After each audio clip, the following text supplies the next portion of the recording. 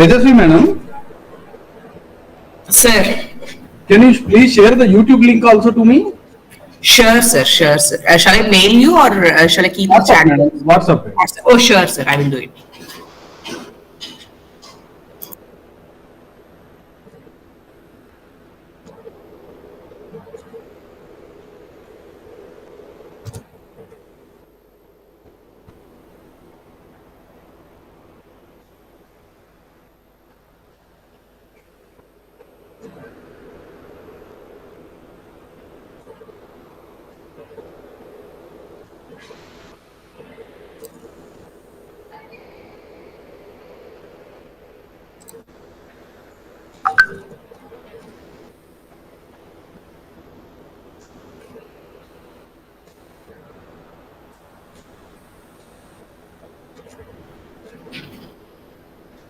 Sir, is there any other number for WhatsApp, sir? Actually, it's not. 79899 1 minute, sir. 7. 9899 Okay. 29663. 29663. Thank you, sir. Now itself I will do it.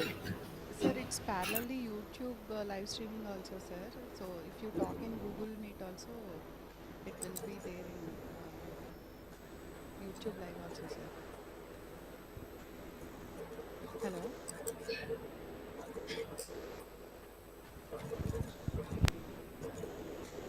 Yeah.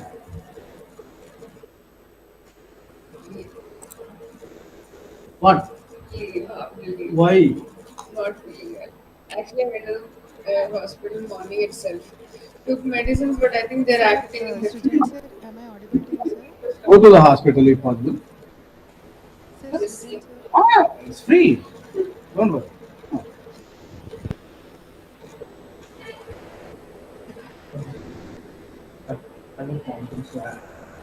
Hospital guru.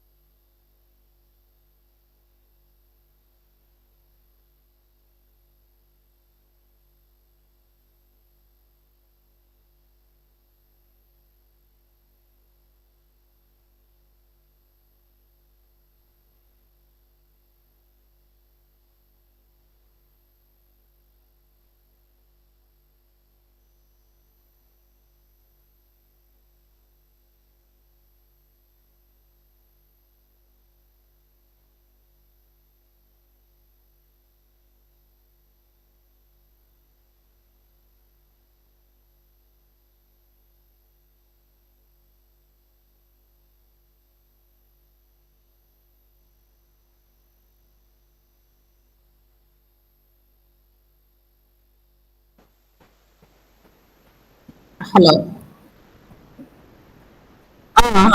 Yes, ma'am.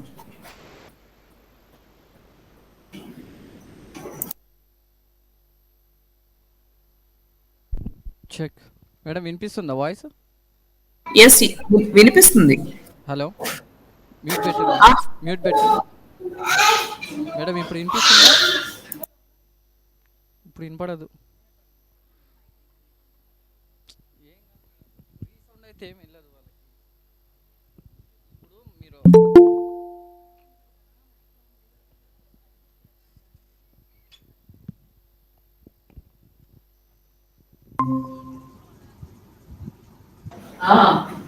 welcome, sir. Good afternoon, sir. At sharp 1:30, we shall start the session, sir. Just 2 minutes, sir. Thanks.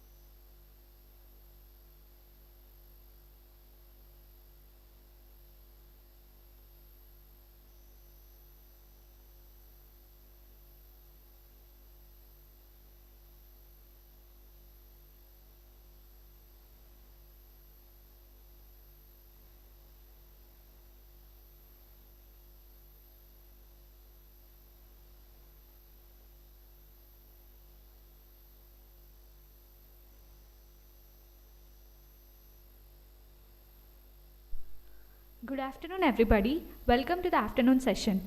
Dr. Gopichand Mergu is currently Deputy Secretary in University Grants Commission at Guwahati. Before joining UGC, he was a professor and head information technology of department at Vardhan College of Engineering, Hyderabad.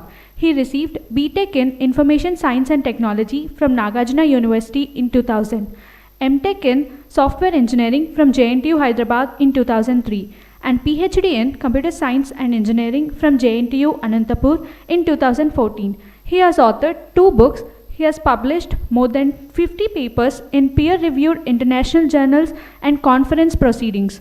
He has guided 1 PhD scholar and several masters and undergraduate students. He is a member of professional bodies like IEEE, ACM, IAENG, CSI, and ISTE.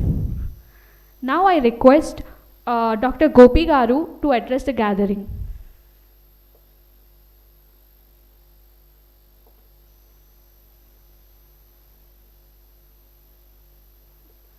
Dr. Gopi Garu, can you please address the gathering?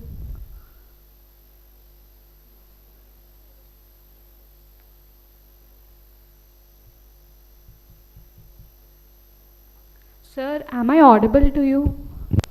Yes, 2 minutes, for sir. Okay.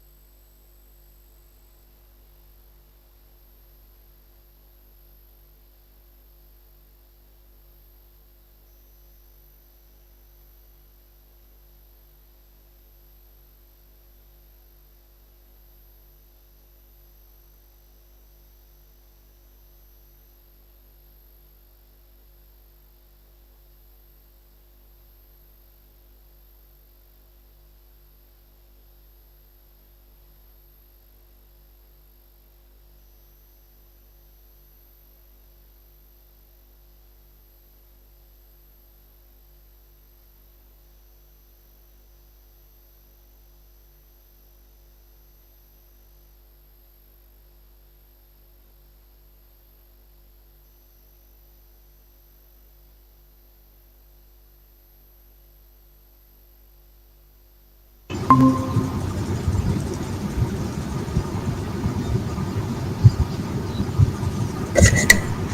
Gopi Garu, can you please address the Dr. Gopi Garu, can you please address the gathering? Yeah. Yes, sir.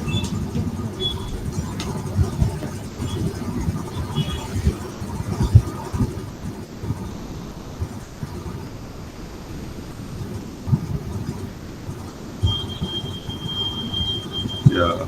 Good afternoon. Good afternoon, sir. Good afternoon. Yeah.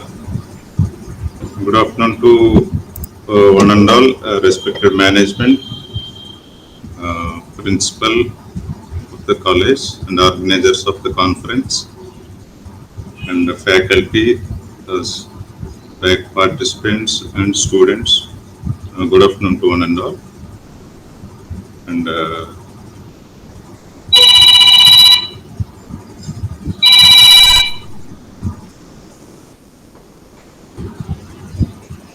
for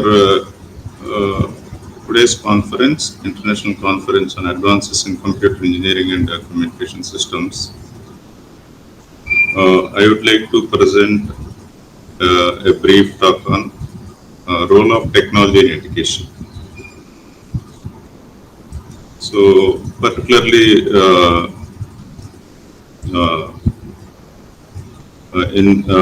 by considering the recent COVID-19 pandemic, how the technology played a role in education, that I would like to briefly present for this for today's keynote. Coming to the brief information about the institutions in India. In India, we have nearly 1,043 universities and 42,343 colleges and 11,779 other standalone institutions.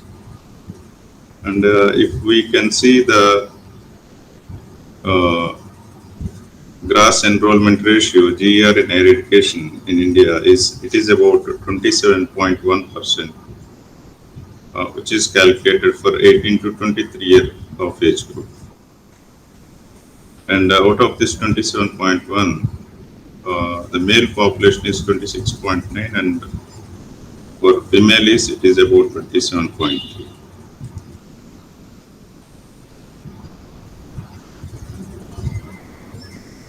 And coming to the online education market in India, if we can see in 21-25,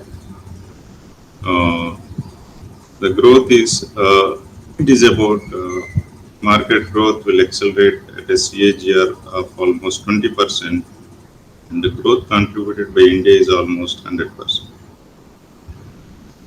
And growth for 2021 it is about 19.02%, and is showing a reasonable growth, particularly in online education when it comes to after the COVID-19 pandemic situation. And coming to how it is exactly affected the institutions, impact of COVID-19 institutions, transition to emergency remote teaching, and lack of technology infrastructure, and adverse effect on research, practical and collaborative, and it caused drop in revenues with respect to fees and other budgets. So we know very well that how badly it is affected because of this COVID-19 institutions. Not only it is affected the education sector, it is affected every part of the human life, but it is one major thing, education sector. In spite of this impact on institutions, higher education institutions or schools, we could able to run the classes with various resources, by using various resources with the technology help. So nearly 220 million higher education students globally affected, as per UNESCO sources, if you can see. And it is in teacher perspective how it is affected, and if in student perspective how it is affected, if we can see. On teacher perspective, we can see most of the live streamed lectures synchronously. It has happened nearly 74.6%, and the presentations sent to students of 44.5%, and asynchronous pre-recorded video lectures available online 32.1%, and asynchronous pre-recorded audios made available 20.6%. This is also a source from European Union 2020, how it is impact of COVID-19 on higher education. When it comes to student perspective, how it is affected, like heavy workloads because of this, and 50% felt their performance had declined, and inadequate access to tools and internet, psychological and emotional well-being, and the children in low middle income countries lost nearly 4 months of schooling since the start of the pandemic, as compared to 1.5 months in high income countries. So this is how it is affected. Mostly we know that it will months together, we have shut down the colleges, schools. And market perspective, online training and courses, they have they have gained some importance. Online trainings and courses, a range of new online courses have been introduced, and many universities started many online courses, and increased adoption of online distance education, and increased acceptability of online training for professional development, and the student alternative assessment, open book examinations, oral assessment, online proctored examinations, and by using mobile apps. This is how somewhat importance has been given for online trainings and courses, and the usage of online has been increased like anything. And the key technology trends and practices that are used, that is artificial intelligence, micro-credentializing, and blended and hybrid course models, learning analytics, and open educational resources, quality online learning. These are some of the key technology trends that are used, and even we are using present in education. And the futures of learning, face-to-face learning courses, and blended mode, both online and physical, and distance and online courses. Okay, so apart from these two methods, there are other methods to learn the things in distance as well as online courses. And we can make it more personalized teaching by using artificial intelligence, by providing an intelligent personal tutor for every learner, and encourage intelligent support for collaborative learning, and adaptive group information, and expert facilitation. So this is how we can make it more student centric or learner centric, the teaching, by providing aids using artificial intelligence.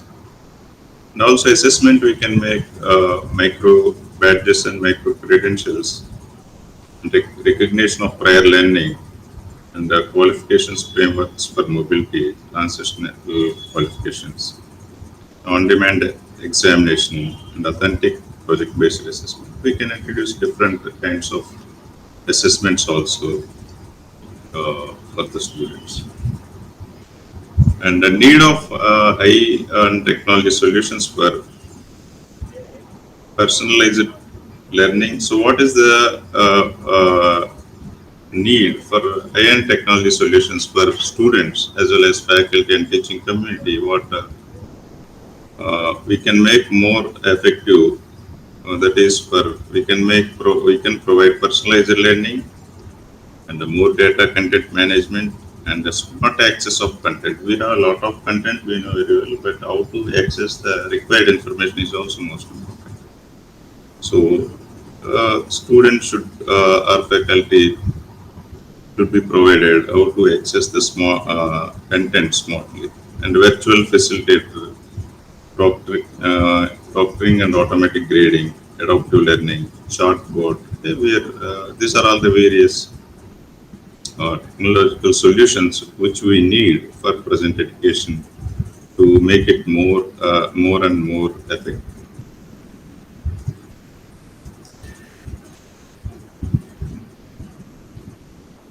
So these are some of the things which we need for present education system, whether it is physical teaching or physical classroom teaching or online classroom teaching.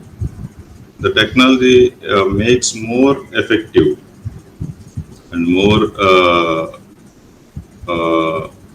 effectively we can teach the students by using the technology, by using more different kinds of teaching aids, so that they can have more understanding as well as more access to the content and more experiential learning they can get. They can have easy of use of many things. Okay, so this is how technology is not only a kind of uh, facility it is providing during the pandemics, but not only before pandemic also we have used many teaching aids, many different technological solutions in order to provide a best teaching for the students. But during this pandemic, it is played a vital role, important role to connect the students and teacher as well as institutions. So technology always plays an important role. We can use the technology wisely wherever it is needed in order to address many of the issues of the students with respect to teaching, learning, with respect to practicals, wherever it is possible, and with respect to evaluation of the student and assessment of the student. There are many more solutions. But when we use the technology, we should always see that it should not miss the regular effectiveness how we use to deliver the content effectively in physical teaching. It is not only the medium or tool that connects the students through online. We should not see just the technology as a medium or tool that connects the students through online so that we can teach something. Excuse me, Also, sir. Sorry for the interruption, sir. yeah, Sir, are you presenting any PPT, sir? yeah. Actually, we are unable to see the screen, sir. Okay. Just a minute. Yeah.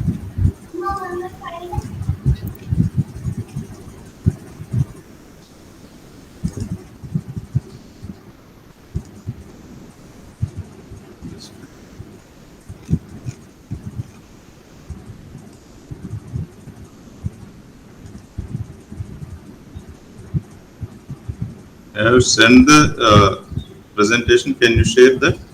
Sure, sir. I will. No, just I have. Sure, sir. I will. You just do it.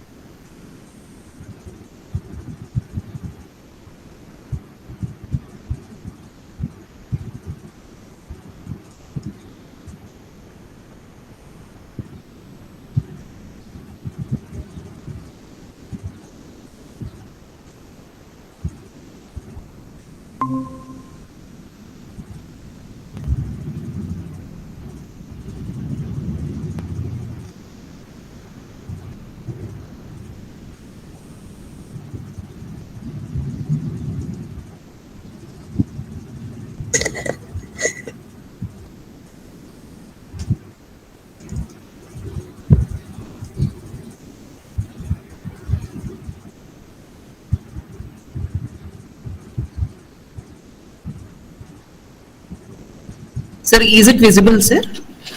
Yeah, visible. You make it full screen. Sure, sir.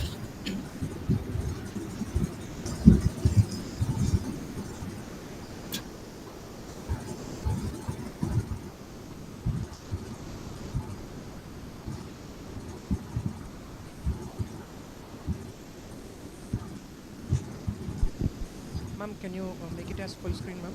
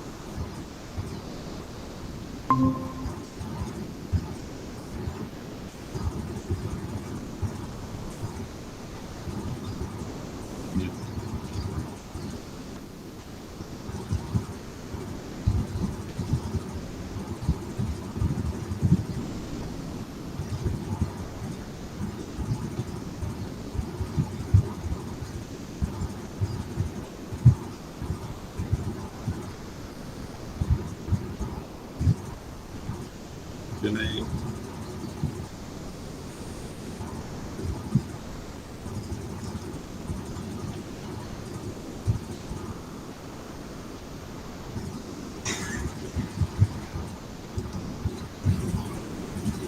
Can I continue, madam?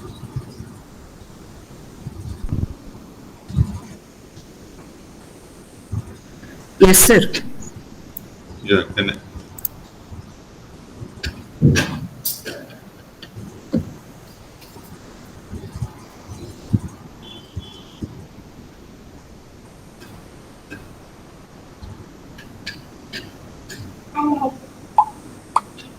So,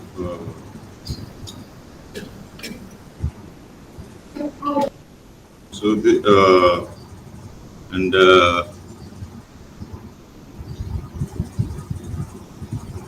let me tell you what are the ICT initiatives of Ministry of Education and the UGC has taken during this pandemic, particularly.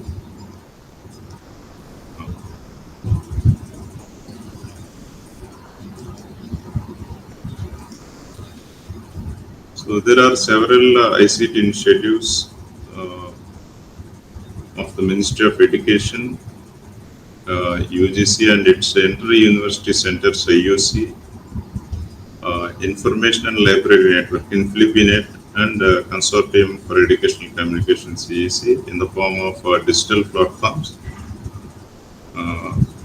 which can be accessed by the teachers, students, and researchers in the universities and colleges for broadening their horizon of learning. And they have made available many of the resources. They have taken a lot of initiatives. These are all not started only during the pandemic, but started long back. But they made it more number of resources available, and as well as more courses and more information in various platforms. And Ministry of Education has taken up many initiatives, ICT initiatives, UGC as well as AICT and other ethics bodies.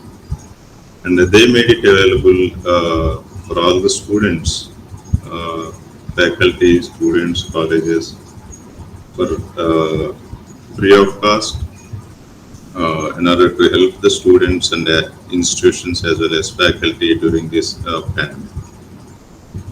And some initiatives that I would like to bring it to your notice. These are one is SWAYAM online courses. We know very well SWAYAM online courses. You might have heard about this. And you can visit the website swayam.gov.in. You can access the courses from this course.google eps.cm unique courses /online.html. This is SWAYAM online courses. It provides access to best teaching learning resources which were earlier delivered on the SWAYAM platform, maybe now viewed by any learner free of cost without any registration. So those students who registered on SWAYAM the January 2020 semester can continue their learning as usual.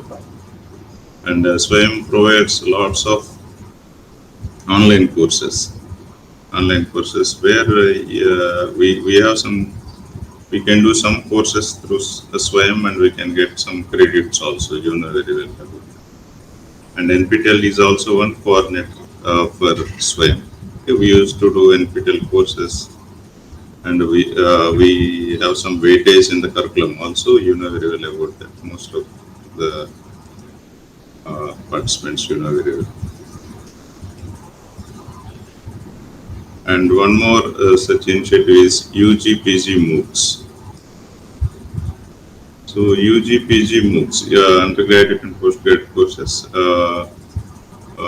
This also you can find this website address ugcmoocs.nflip.net.ac.in,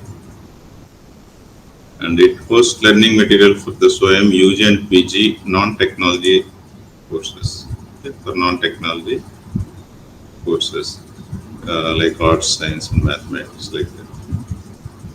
And one more initiative that we can see is ePG Pathshala. ePG Pathshala, it is particularly meant for postgraduate courses. epgp.nflip.net.ac.in, and it hosts high quality curriculum based interactive e-content containing 23,000 modules, okay, in the form of text, e-text, and as well as video, in 70 postgraduate disciplines of social sciences, arts, fine arts, and humanities, natural and mathematical sciences. So ePG Pathshala is also one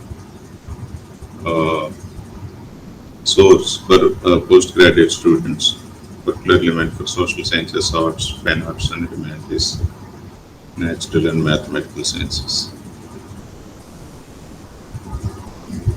And next one is e-content courseware in UG subjects. So this you can find in the website cec.nac.in, and in this you can find e-content in 87 undergraduate courses with about 24,110 e-content modules is available on the CEC website at cec.nac.in.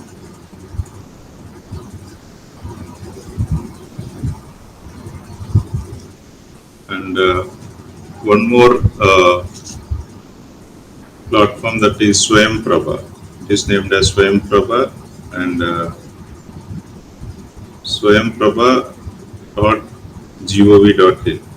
It is a group of 32 detailed channels providing high quality educational curriculum based courses contents covering diverse disciplines such as arts, science, commerce, performing arts, social sciences, humanities, engineering, technology, law, medicine, agriculture, etc. All the teachers, students, and citizens across the country interested in the lifelong learning. So it is a very big platform, and it is the group of 32 DTH channels, okay, providing high quality educational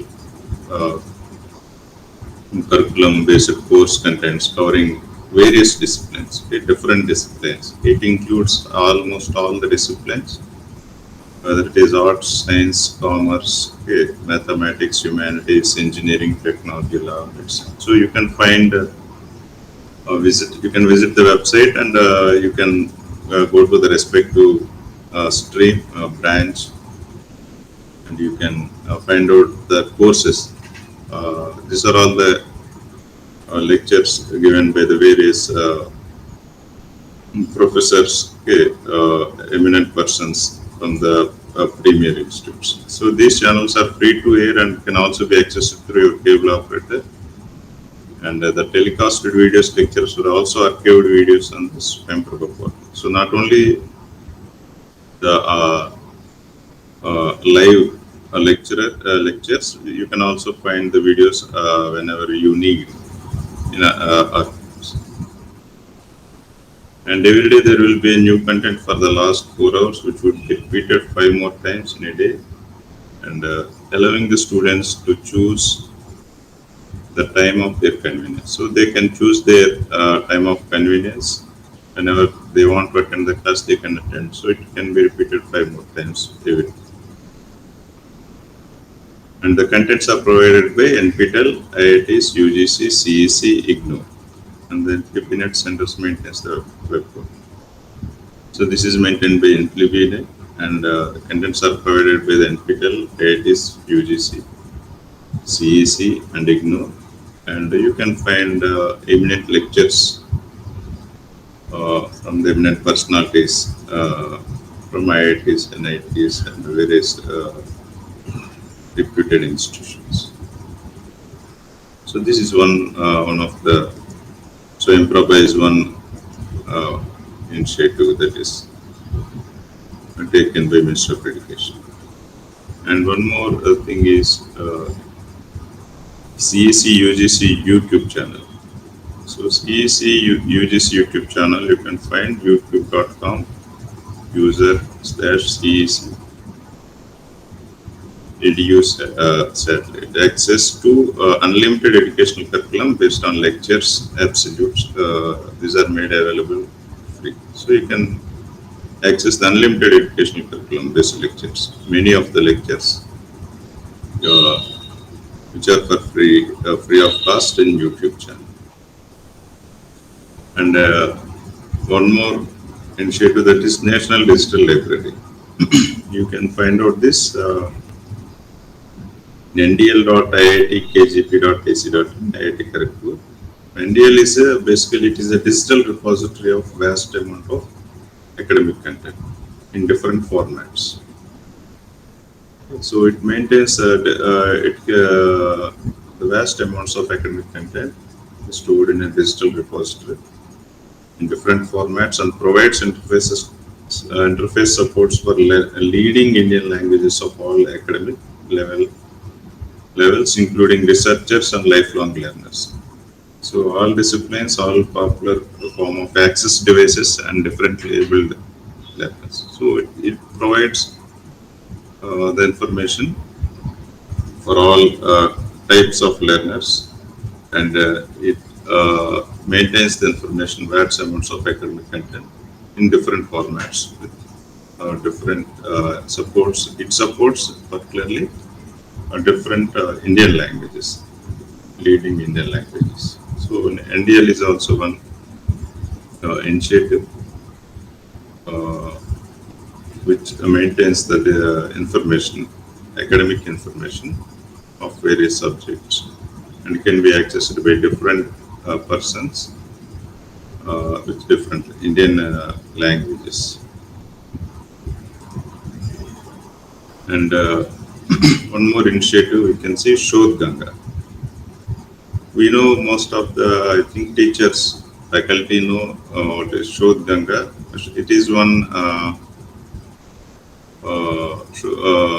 a digital repository platform for storing the thesis information. So you can find shodhganga.inflibinet.ac.in. The website address is, and it is a digital repository platform of 260,000 Indian electronic theses and dissertations for research students to deposit their PhD thesis. So those who have done PhD, they know very well. Once we complete our PhD, the PhD thesis can be stored, PhD or any other thesis can be stored in this Shodhganga, and the purpose of storing this thesis is to make it available for all other teaching community students who are doing the research work in various fields, so that they can go through the information, they can get useful information from their respective thesis, rather than reviewing more number of papers. They can also visit the website and they can go through the different theses, relevant theses, so that they can get an idea and what to do and to what extent the work can be done, whether it can be done or not, whether it is already done. So there is a lot of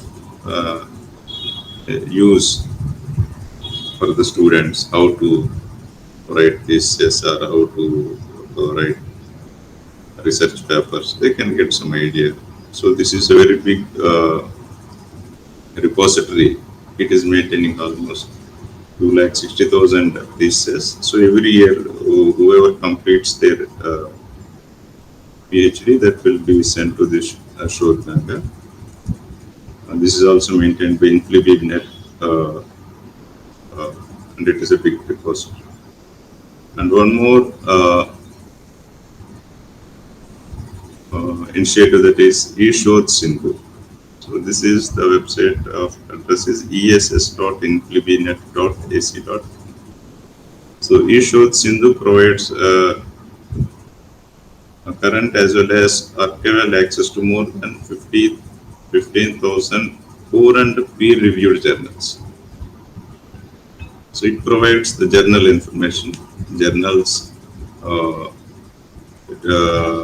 nearly 15,400 peer-reviewed journals, and number of bibliographic citation and factual databases in different disciplines from large number of publishers and aggregators to its member institutions, including centrally funded technical institutions, the universities and colleges that are covered under 12B and 2F sections of the UGC. So UGC eShodh Sindhu also, you can search the information. It provides the current as well as archival access to more than 15,400 peer-reviewed journals and other information, bibliographic citations, factual databases in different disciplines from large number of publishers. Okay, to what extent it is good journals or not, and you can find various journal information. And there are many member institutions, including centrally funded technical institutions, universities and colleges, which are covered under 12B, 2F and under UGC. You can search a lot of information by using this eShodh Sindhu also.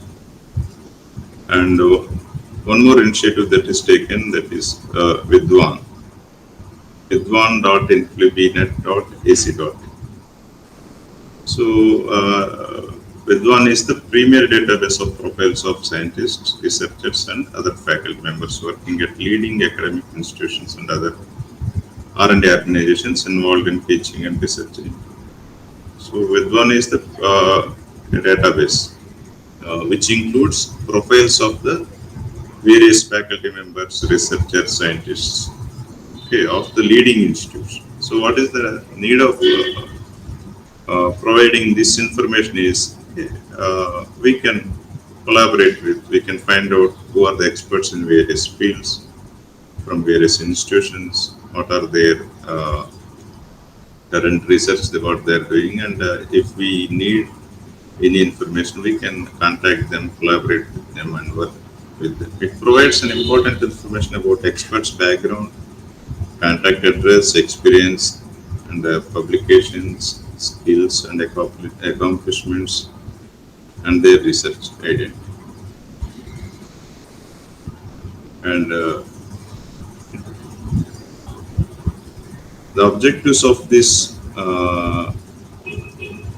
Vidwan, for why they have provided this Vidwan website is, it is quickly and conveniently provide information about experts to peers, prospective collaborators, funding agencies, and policy makers, and research scholar in the country. So, as I said, it provides the information you can find quickly in order to search as a number of colleges, visiting a number of university websites and institutions, finding out the faculty and their interest and their working areas. So you can directly find out that information in one website, one place, one location, that is with one. So identify peer reviews of articles and research proposals, and discover prospective collaborators for ongoing research projects, and establish communication directly with the experts who possess the expertise needed by the users. So that is the main purpose. So you can establish communication directly with the experts who are interested, the expertise, or who need the expertise, who possess the expertise, and who need the particular staff or students, whoever it is, and to create information exchanges and networking opportunities among the same, so that one can exchange information among the different faculty members, scientists, researchers, whoever it is. So more of this, it provides a network among the different expertise, as well as expertise and students or scholars, faculties, so that they can communicate and they can access the information. They can get the required information with respect to the project, with respect to the research, with respect to the other information related to the education. So these are some of the initiatives taken by Ministry of Education and UGC with other autonomous experts. So these are helped like anything during the pandemic, and the Ministry of Education has tried like anything to provide the information for the disadvantaged students throughout the India, because it is our responsibility to see that not even as rural students or disadvantaged students should not feel that or should not get affected because of this pandemic, or not going to colleges and not having money or resources.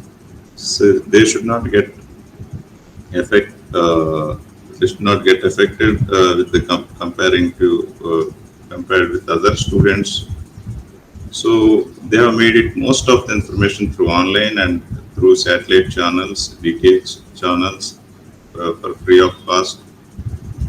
And the best possible, what are the best possible way that we can help and we can address the issues. The Ministry of Education has done a lot of taken a lot of initiatives to help the students, particularly disadvantaged students. And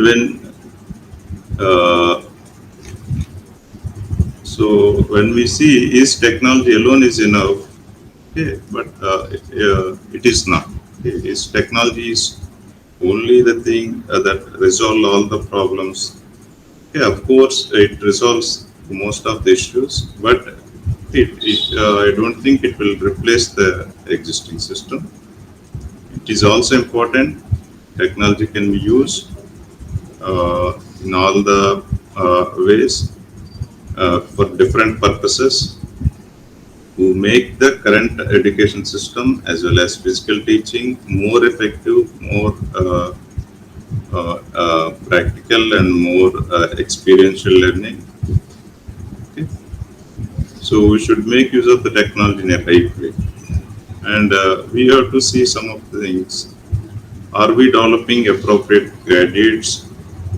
Okay, so we have to question ourselves. Okay, positive mindset and motivation, lifelong learner, and a multidisciplinary, analytical, ethical, innovative, disciplined, respectful, collaborative. So these are employable and entrepreneurial, okay, responsible developers. On total, we should make them a responsible global citizen. So these are all the various parameters which we should consider during their course. Okay, when we are graduating them, we need to think of all these parameters along with the regular teaching. And do we have an ethical institutional culture in terms of leadership, data and evidence-based decision making, and respect for them? Because we get many of the students with different backgrounds, different social economical backgrounds. Okay, we should see different places, different languages. So we have to see how to respect them and how to make them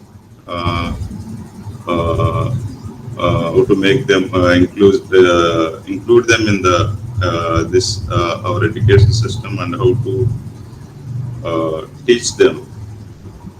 We should all think about respect the diversity by considering their all other socio-economic backgrounds and rural backgrounds and their communications, all these things. And we make them more effective students by providing them the enough resources, enough skills, enough resources if they are lacking. And are we teaching skills for innovation? Okay. Questioning, observation, networking, and experimenting. So these are also the most important things. We should teach them. We should make them how to question. We should ask them to observe the things and network one with others. Okay. They should not simply idle or alone. Okay. They should network one with others so that they can have some exchange of information, and they have to do the things practically so that they can get more and more information. And the university or colleges what they're supposed to do, and teaching community what they're supposed to do. If we can see, okay, university or colleges should invest in technology infrastructure and rethinking of policies for quality assurance and assessment, which is most important. How they can ensure the quality and assessment of the students as well as teachers, and adopt a targeted approach for vulnerable students, integrate employability. So for students who are disadvantaged or marginalized students who are poor, we can call as poor students or whatever. We cannot say poor students. So how to make them, to teach them, so that and we have to make them on par with other students. So we have to adopt some of the approaches. Okay, approach in terms of teaching more number of hours or more practicals or extra classes, whatever it is. So we should see that not only making the good students more better, it's not a big thing, but making the students who are poor students or who are the students who are getting less marks, making them better, that is most important and good achievement for any faculty. And when it comes to teaching community, what are the things they need to consider? Revisit curriculum and adopt blended pedagogy, and research on teaching and learning, and provide capacity building for staff and technology support for effective online teaching and accessible counseling and guidance, including for mental health. So these are some of the things even our teaching community should think of. Okay, they should always adopt the new technologies wherever it is necessary. It is not necessarily for each and everything we have to go with the technology. Wherever it is necessary, you should make use of the things to make the classroom teaching more effective. You can use the technology so that you can teach smartly, effectively, as well as you can save a lot of time. And research is also one of the important component to focus on for the teaching community, and it should not be simply for the sake of getting degree. You should also think of what is the current research, best research is going on, who are doing and who are the experts in that, how to get the information and how to know the information about the current research. You can go through various journals and attending the conferences. Okay, you can read the papers published in good journals. Okay, so that you can know what exactly the research is doing. And you can use technology for the effective online teaching, as well as you should also see that your health is also stable and good. So this is what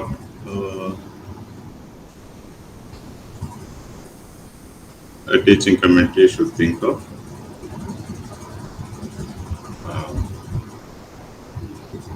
So with this, I'm concluding my presentation, and I thank the management and principal and organizers of the conference, and particularly Brahmanand Reddy for giving me this opportunity. And if you have any questions, you can ask me. Thank you very much.